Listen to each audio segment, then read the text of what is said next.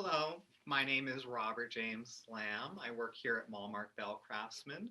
I'm also a handbell ringer and a handbell director myself, and I'm so looking forward to sharing these techniques with you that we use in all ranges of bells, but especially as they relate to our bass bells here. So, Kathy, I'll let you take it over. So, when we speak about bass bells, it all depends on the ringer and their experience. To a younger child, a bass bell could be a C4 or a G3.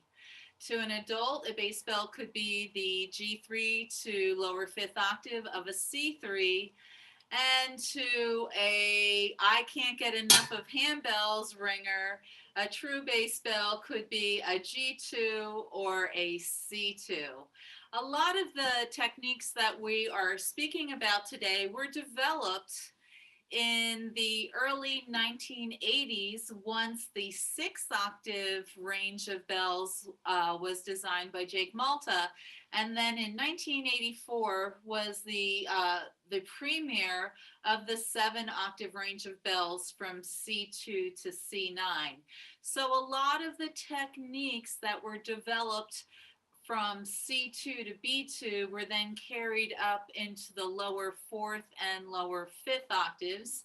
That being G3 to B3 is your lower fourth octave, and C3 to F sharp 3 is your lower fifth octave.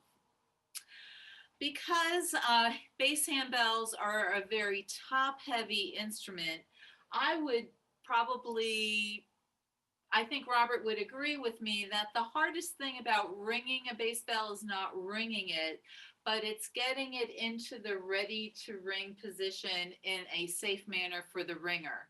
So, if you are nice and strong and you can pick up the bell just as you would a C7, just straight up and holding it in a vertical position, that would be great.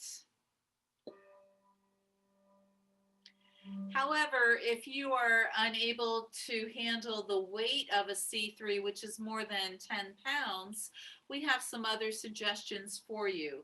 The first thing is, if you have a free hand, you can use the second hand at the lip of the casting to raise the bell off the table. But you know, in ringing, we barely ever have free hands. So even the help of a pinky on that larger bell will help the weight and to get the bell into the ready to ring vertical position. Once it's in that position, it's very easy to ring. We would recommend that you would not hold the bell in a horizontal position and try to ring the bells this way. It puts a lot of stress on the ringer's wrist.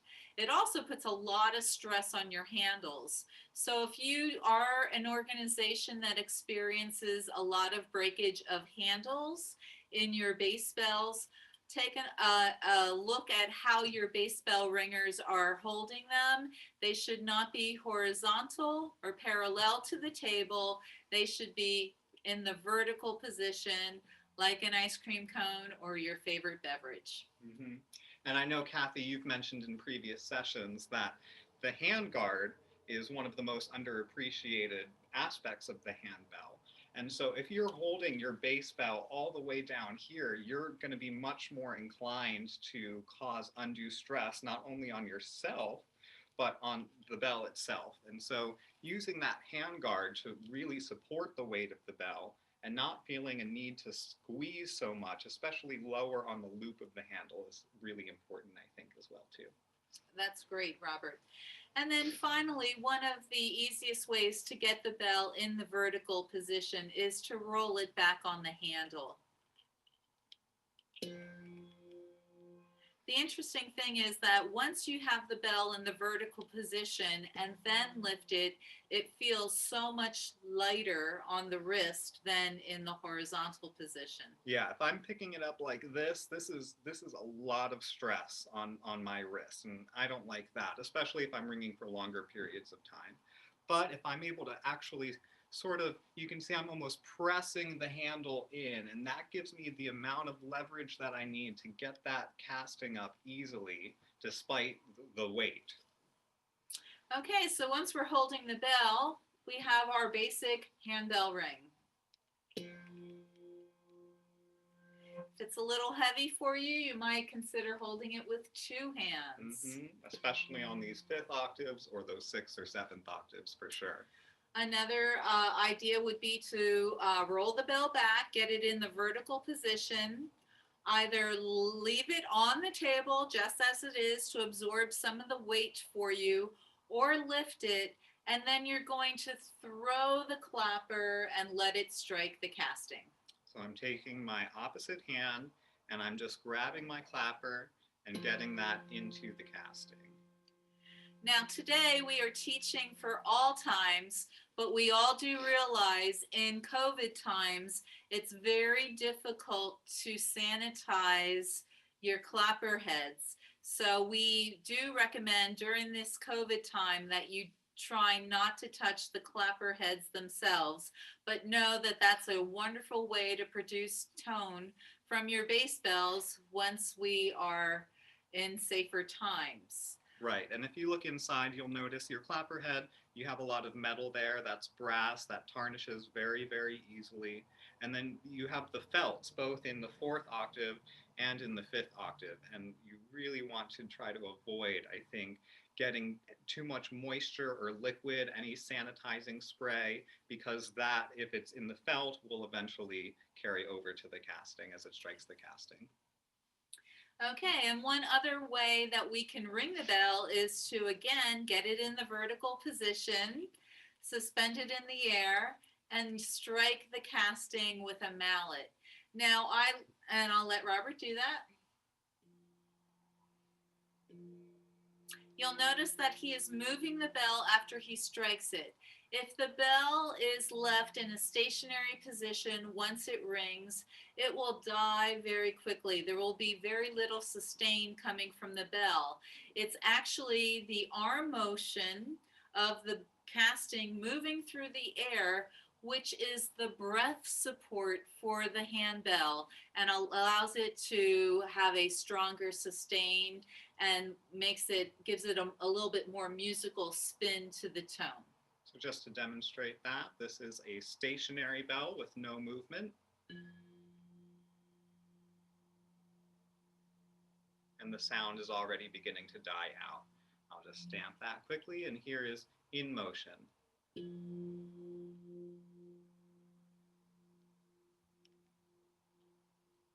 And I don't know if it carries well over Zoom, but in this room you can still hear the sustain, even as I'm talking. Okay, great. Now we have our basic ringing down. Let's talk about damping.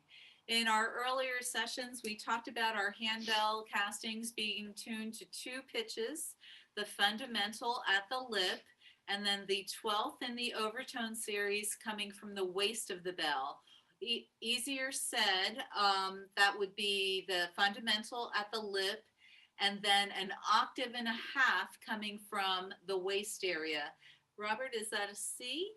This is a B3. A B3. So the B tone is coming at the lip, and then an F sharp 4 is coming from the waist area of the bell. So I'll demonstrate two different attempts at fully damping this bell. The first one will be an improper damp, and you should be able to hear the overtone of the bell carrying through.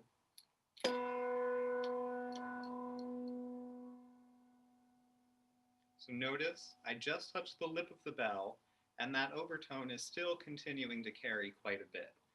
And now I'll do the full complete damp, where I will damp the entire wall of the casting against my body. And you'll notice I do have buttons on today, but we'll want to make sure that these castings do not actually touch any buttons or pins that the ringer may be wearing.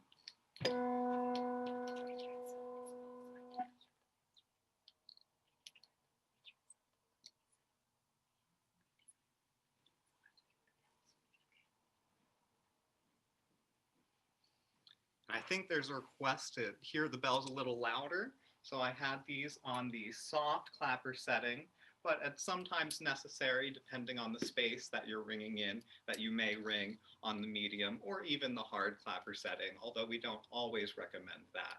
And so I'll demonstrate the ringing and damping again, this time on the medium clapper setting.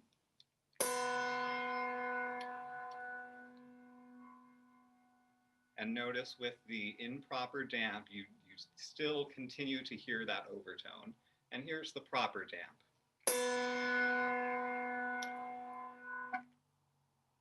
Immediately off. Okay, so because of the mass of the metal of bass bells, sometimes it is difficult to get a clean damp just by touching the casting against your chest. And so we need a little bit extra help. Now we know that the overtone usually is the first thing to damp because of the lip area being the larger diameter. So we would like to suggest, if possible, you can use a hand at the waist area to help provide a cleaner damp. Okay, and if again you don't have a free hand, we can use the forearm. So sorry, just to go off of that. So if I have two bells in my hand and one is not available to damp, then I can do this. And obviously the challenge in that case is to make sure that your castings don't hit against one another, but it is quite possible as long as you're careful. Next, we have table damping, which is often employed in bass bell ringing because usually bass bell ringers are quickly ringing from one bell to the next, and they don't always have time to shoulder damp, at which time they would table damp. The biggest problem with table damping is the whomp, and so we recommend that you only table damp you only table damp if it is necessary. Right. So if I only have two bells, I can easily continue to ring and damp, maybe use an arm as well. But as often is the case with bass ringers, I may have all of the bells between C3 and F sharp 3 and quickly going between all of them. And if I need to, I'll table damp, making sure that I really press the casting with my fist into the table.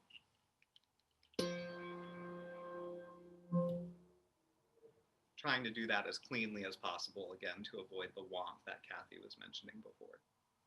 Again, we can employ our hand to help with table damping. I'll do that from the side so you can see that a little bit better. And we can also use our forearm.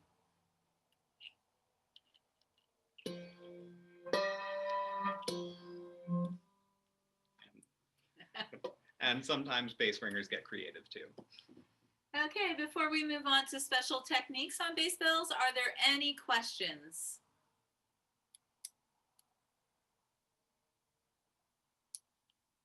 I think we're okay to go on. Okay, we're going on to special techniques, and once again, we're starting with the first, one of the first techniques ever created for handbells, the articulation of the pluck, used to imitate the pizzicato.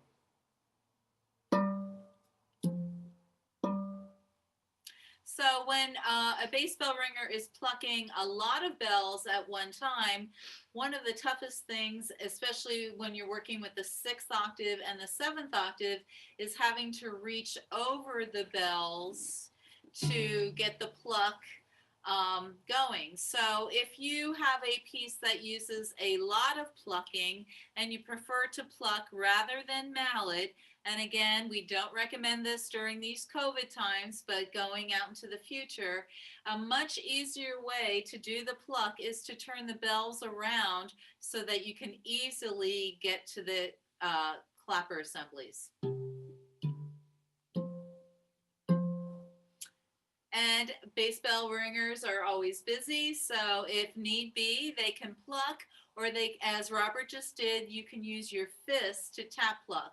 And Robert, maybe you'll want to turn a bell around to demonstrate that. So, of course, the traditional pluck is I'm taking at least 2 fingers and I am thrusting the clapper head into the casting on the table. But the tap pluck that Kathy was mentioning before that I demonstrated when the casting was towards me, sometimes if I'm quite busy, I may get the same effect just with a quick fist. Okay. Now, the technique of Martillato is not suggested in bass bells. We suggest that you would never mart anything lower than a G3. A lot of people like to stop at C4, keep it within the 3-octave range. The reason for that, as the bells get larger from C4 to G3 down to C3, the walls of the casting become extremely long, and in the center of the casting they are very thin, and so that pressure of striking the casting into the table will cause some flexing of the casting. And unfortunately, here back at Malmark, we see too many customers who do crack their castings due to Martillato. Right, and every Malmark bell does come with Malmark's lifetime warranty, but unfortunately, if you are executing one of these techniques improperly, we are able to tell based on how the crack can sometimes occur in the casting. So you do want to be really careful about that, making sure consider not marting below C4 or G3. Okay, so again, just a quick on a C4, Robert. If you do want to mart, again, we suggest that you use the fist technique, and that because of striking the fist into the table rather than the casting allows the entire wall of the casting to bear the blow or of the strike, and so therefore it does not have one point of stress. Right. So to demonstrate what Kathy's talking about, you don't want to thrust the lip of your casting into the table, causing undue stress, but you want an equal amount of distribution for that stress. So I'm focusing on the fist going in, not the bell casting, and especially not the lip itself. And notice that allows me to get a nice clean articulation at the same time without any double strikes. So even if a handbell score has a C3 martellato in it, we will ask you to ignore it and use one of 2 techniques in place of the martellato. The first would be a pluck, and the second one would be the use of mallets. We'll speak just a little bit about Malmark mallets. They look a little bit different than the other handbell mallets on the market, or they look a lot different than the handbell mallets on the market. First of all, if you will look at the shaft, it is much thicker than most of the than all of the other mallets in the handbell industry. The reason for that is the thicker shaft absorbs some of the stress from the strike. And because a free arm is striking the casting, a lot of stress can go into that, much more than the clapper assembly, because this clapper assembly is attached and there's only so much stress that can or force that the clapper assembly can provide when it is attached. Because of gravity and the free motion of a mallet, it can take a lot of force, and therefore the shaft is there to hopefully absorb some of the force so it doesn't go into the casting and crack it. So we really value a wider shaft on a bass mallet. The other thing that we value very much in our mallets is, if you look at their shape, they're like a marshmallow, alrighty? There is not a point on the side of the mallet. The entire wall of the mallet strikes the casting so that the casting is not hit by one sharp point. Again, the force is dissipated over the side wall of the casting. We're very proud of this mallet design, and the fact that if used properly, they are not bell breakers. Right, and so you want to avoid any mallet that has a distinctive point, and you will notice those mallets when you see them, and so you definitely want to exercise caution using this technique. Okay, so instead of using the Martillato technique, we might use a mallet. And once again, as covered in our previous sessions on stop sounds, we're going to say that you always want to strike the mallet or the casting near the lip with the mallet.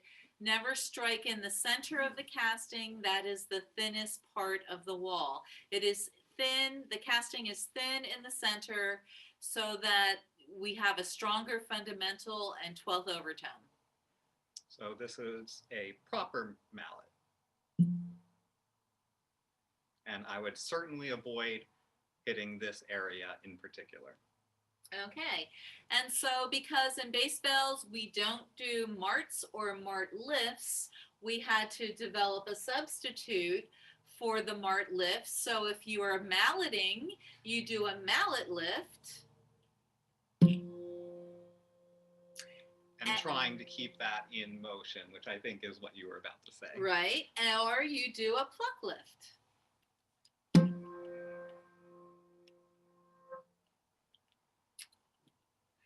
The next technique that we're talking about is the echo technique, which I think works so well on bass bells.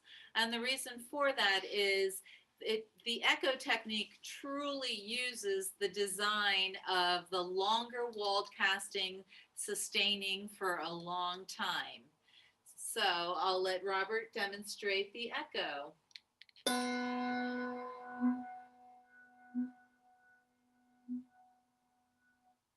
And I love the wash of sound that that pulse gives with the vibrating lower pitch. They're just really wonderful on the bass bells. And just as we're thinking about how we can adapt to these COVID times, I will note it is also possible to echo on the body. So if you aren't using tables right now, I have found it quite effective in my own choirs to works exactly the same way. Very nice, Robert. Okay, next we have the swing. And whenever we are looking for that change of pitch or the Doppler effect coming from bells, the first thing that we want to do is take one step back away from the table. Right, so I'm avoiding collision with the table. Get a nice ring. Oh, and that loose clapper just got a double strike in there. Let's try it with this one.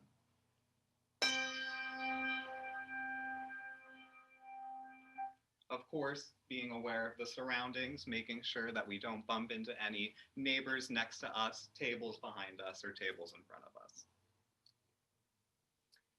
So sometimes in the score, like we see marted C3s, we see shakes on G3 or B3 or C4, and you say to yourself, how am I ever going to do this? The mouth of the casting is just too large. We recommend that you just ring those bells and not shake them. I always tell my choir, maybe shake from G4 on up. Anything lower, just ring. No one will know that you're not shaking, and your wrist will be happier. But if you have a ringer who just has to do it, Robert has a solution. Right, so again, we don't necessarily recommend this. I'm sure if you had your higher bells cover that shake, it would be heard just fine. But if you must insist on shaking your lower bells, we want to be careful about not causing too much stress on the wrist. What we can have, rather than a traditional shake where the clapper strikes both the front and the back of the casting, just having it strike that front side of the casting in as quick motion as you can manage, being awfully careful about that wrist. And you'll aim for getting as even a strike as possible. And it's always better when two or more bells shake so you don't get that uneven tone. Exactly, yeah. Okay, the next technique that we want to share is another one that works beautifully, I think is written more for bass bells than treble bells, and that's the singing bell technique. And the first thing that we're doing is we are using a 1-inch hardwood dowel that we purchased at the hardware store. So they come in 36-inch lengths. We cut them down to 9 inches. You can get 4 singing bell sticks very affordably from them. Right. And so with the singing bell technique, my aim is going to be to come in at the lip of the bell at an angle. And I might start with a faster motion, and then once I get a nice smooth tone from the bell, I'll allow the dowel to slow down. So be patient. It may take some time to hear over Zoom.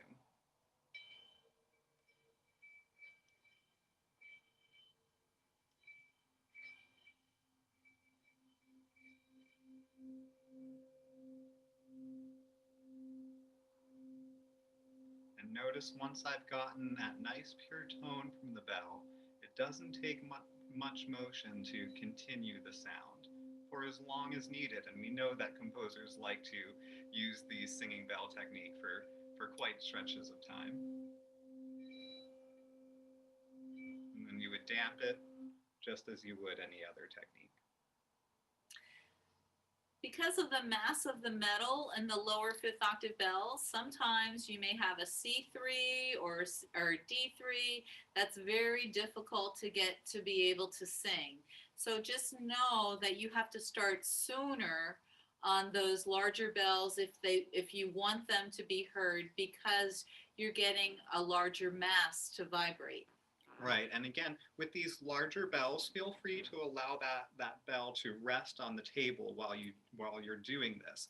There's nothing that causes more stress over longer periods of time than just holding it perfectly still. But I'll use the support of the table.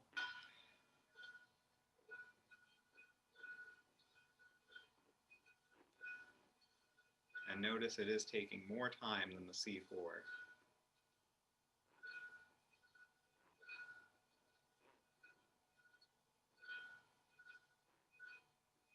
I hope you can hear it over Zoom, but there is a nice low hum coming from this bell.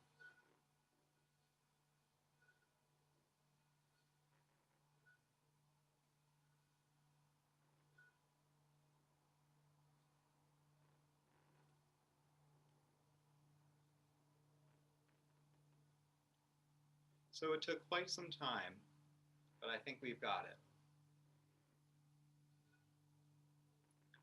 And depending on the space, you may choose not to sing these larger castings, especially with some older bells. As you get hits and nicks along the lip of the casting, you may find that it's more difficult to get a nice sing out of the bell. And so sometimes you may even choose to omit the sing on these much larger castings and to go with a suspended mallet instead, in just quick succession. And in a larger space, that may be more effective.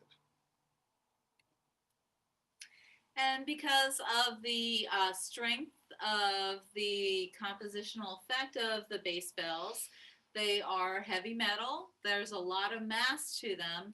They do not decay over time quickly. So there are 2 special techniques that we would use in musicality. The first one is when we have a decrescendo from a forte to a piano, and your bass bell is not decrescendoing fast enough, we would do what we call a controlled diminuendo. Right, and so to demonstrate the difference between that, this is just ringing the bell as usual without any sort of interruption from the ringer.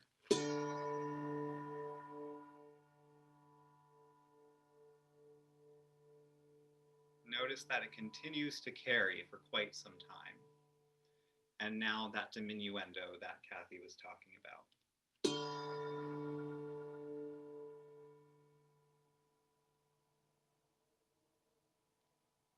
Being very careful not to use too much of the hand at once, otherwise you may accidentally, inadvertently get a damp. And so using just as little hand as possible to get that diminuendo effect, on those long notes especially. And another instance when we would use a different technique to help soften the bass bell quicker would be what we call a brush damp. And I would do this perhaps if I had two half notes, the first one on beat 1 being forte, and the second one on beat 3 being piano.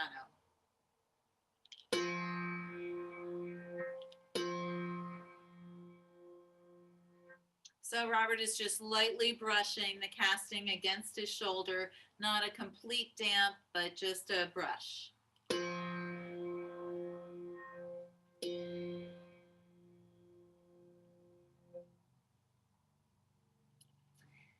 And that finishes our special techniques on bass bells for today. Are there any questions? We did have a couple, Kathy.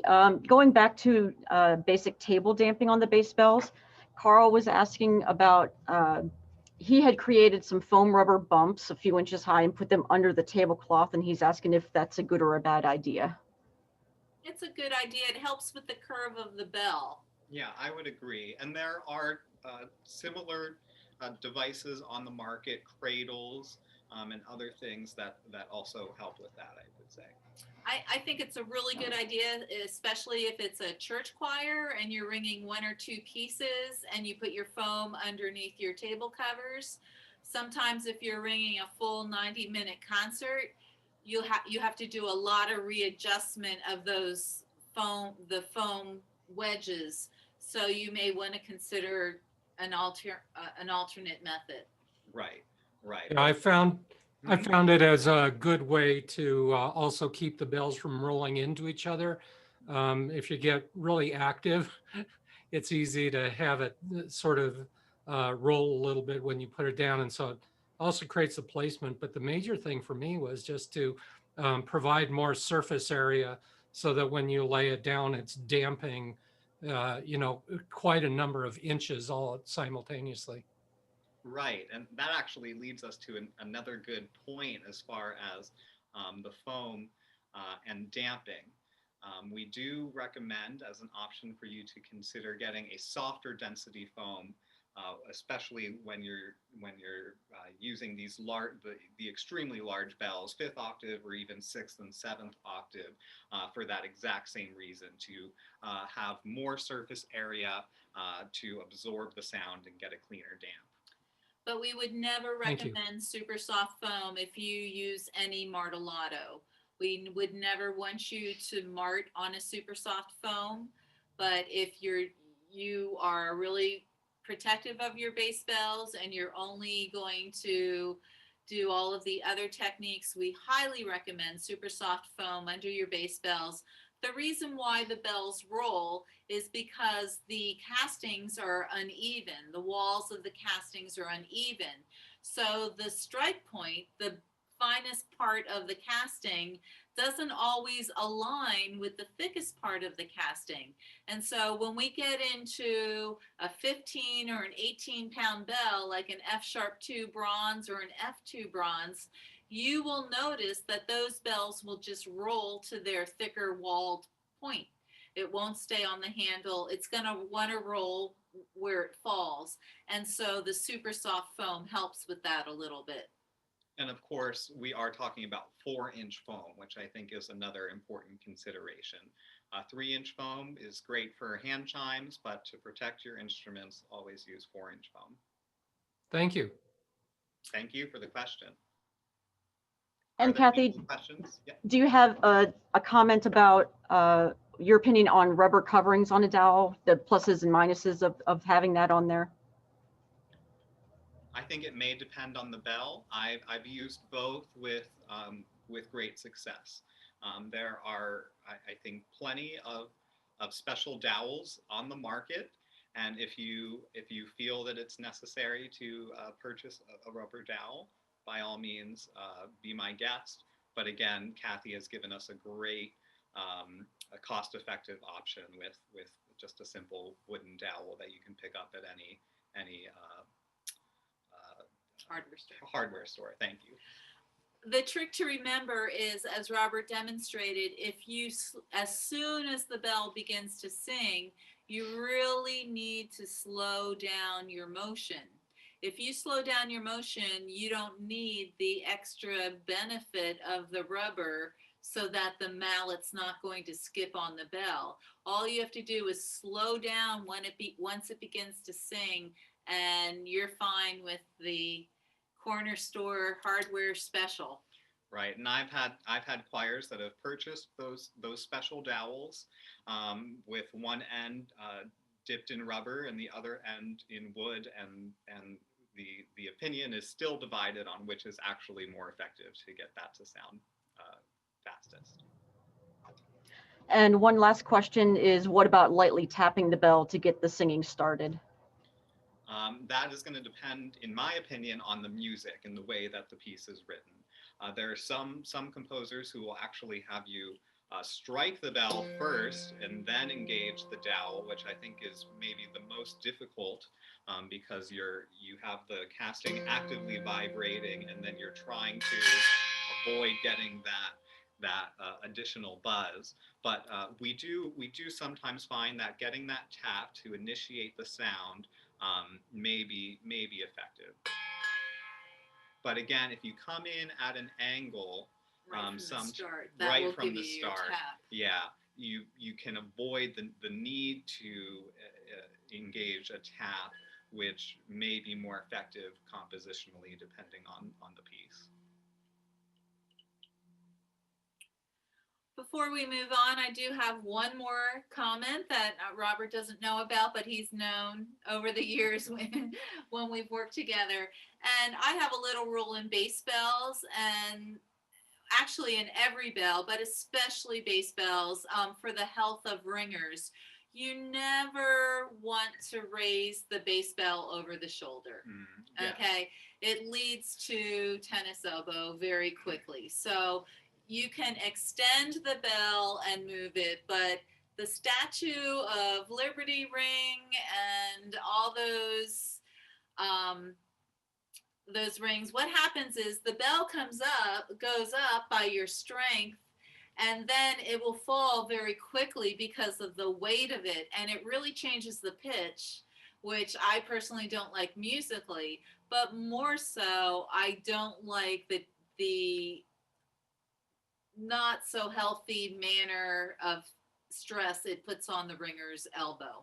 Right. So to demonstrate that, you don't want to just give us one of those, because again, that's putting a lot of stress here and on the casting itself. And then of course you do end up with, well, where do you go from here? Again, a more musical approach would be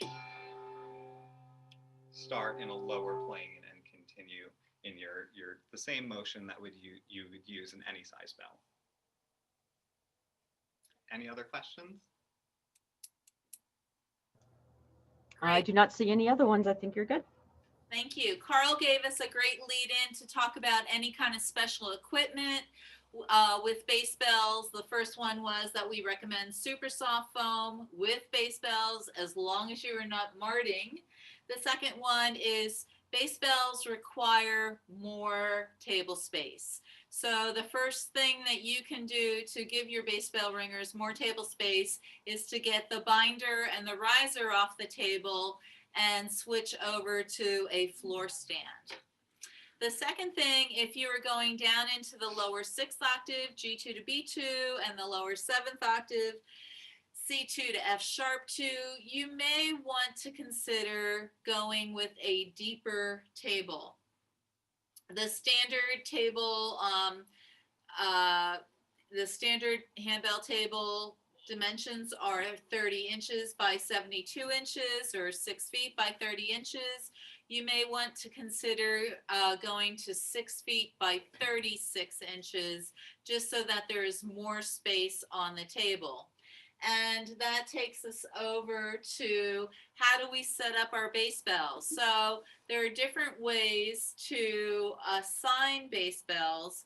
And the way that I like to approach bass bell ringing would be to, just as in Shelley and four in hand that we double up in octaves, I like to approach bass bell ringing as we double down with octaves. I'm going to, at this time, again, thank Hyo-sung Park and Cynthia Regan for being our session hosts today. I failed to introduce them in the very beginning. My apologies, ladies. But I'd like to ask Hyo-sung if she would put up the first PowerPoint screen, and this is just the 5-octave range.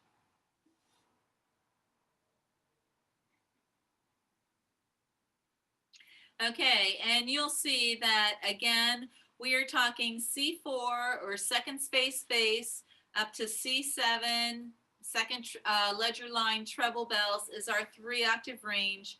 Optional bells are above from D7 on up, and optional bells are below from B3 down to C3.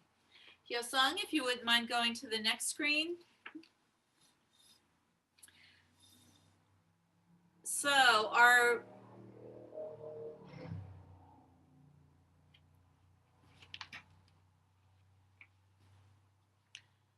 do believe we skipped a screen, Hyo-sung. There we go, thank you. So there we go, and you'll see that we added positions A and B in the bass. Most people go from 3 octaves to 4 octaves, and they'll add a ringer in the bass that covers G3, A3, and B3. When they then move on to their 5th octave add-on, they go down to C3, up to F sharp 3, and add a second ringer. Friends, in our 5-octave music, I would say maybe half of the time, position A can ring C3 through F sharp 3 musically, and then position B can ring G3 through B3 musically. But the other half of the time, you just can't leave those ringers on those octave add-ons. You have to switch it up a little bit. So maybe position A would have the C3 and D3, maybe position B has the E3 and F3, et cetera, et cetera. So you have to look, I always look at how the bass lines are written, and a lot of times they work in a circle of fifths. And if you think about your cadences, if the piece is in C, G3 most likely is going to play before C3. F3 most likely is going to play before C3. So it's nice to have alternating ringers ring those for a nice strong phrase ending or piece ending. Okay, so these days, if you'll go to the next screen, please. These days, it may be a little bit hard to find 13 ringers to ring your 5-octave set, but you would like a little bit of bass underneath. So a key for assigning those lower bells within the 3-octave range is that you always give the note to the person who's ringing the 6th and 7th scale degree in that key. So for instance, if possible, position number 7, who rings A5 and B5, could ring C3 because the A5 and B5 never rings on a C major chord.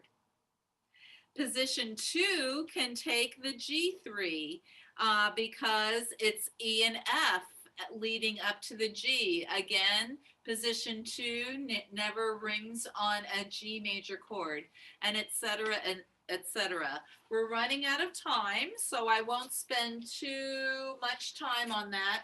We just want to quickly jump ahead to the differences between bronze and aluminum.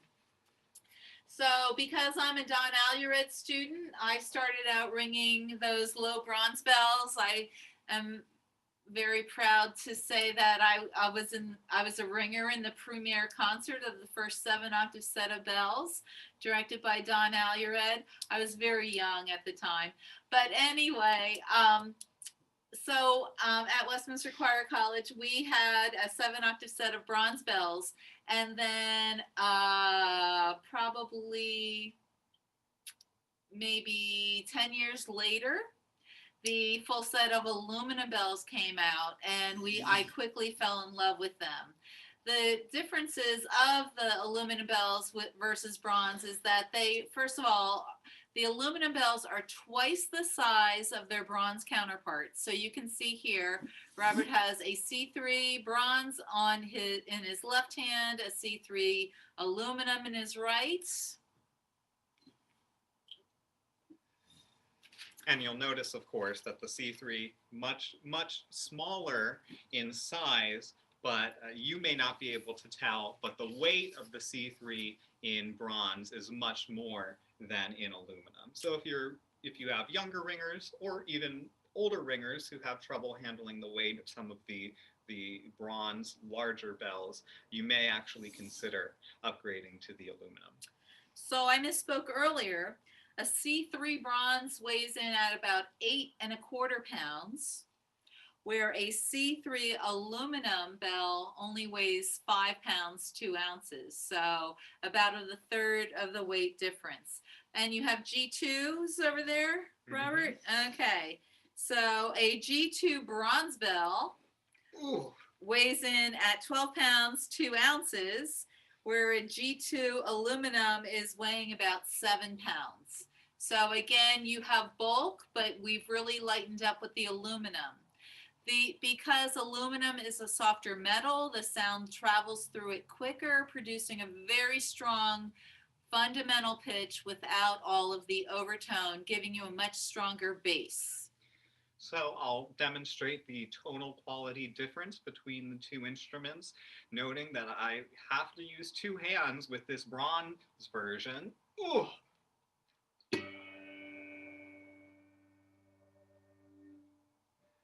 And then here's our aluminum.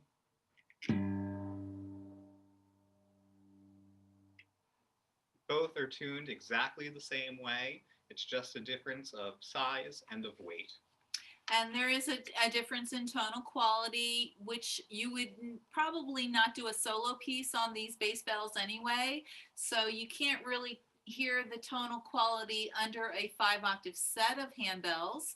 You're going to hear a really strong bass tone, but not hear that the aluminum bell produces a mellower tone, again, because it is lighter, as opposed to the harder metal of bronze. So that's the huge difference. And then the real win-win situation is that you don't have to polish aluminum bells. You just spray them down with your favorite window cleaner and you are good to go. All right. Folks, we're over time today. We do apologize, but we hope that you gained some helpful information. Before we say goodnight, are there any questions? I think we're good. On behalf of all of us here at Mallmark, we wish you great health, and please stay safe and go in peace. Thank you. Thank you.